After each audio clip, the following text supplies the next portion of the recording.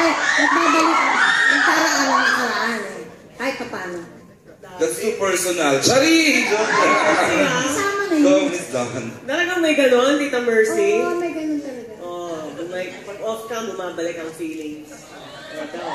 Bumabalik ang feelings. Kamusta po ba off-cam ang share doon? Sige nga, interesting naman yung question doon. Kami ni Don? Oo. Hindi kayo ni Dirk Jerry.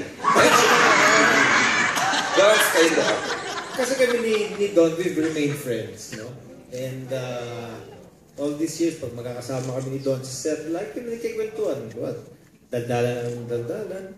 Nakikinig Ang music. isang quality na meron tayo, noon pa, is playful kami. Yan. Mapaglaro. So, hanggang ngayon, mapaglaro pa rin kami. Ganon? Oo. Laruin mo nga ako.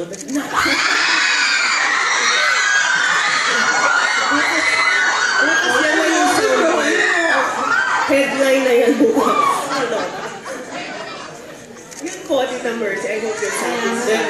Alam mo, Tamers, siyempre, kami ni Don, when we were young, nagkaroon kami ng boyfriend-girlfriend relationship, no?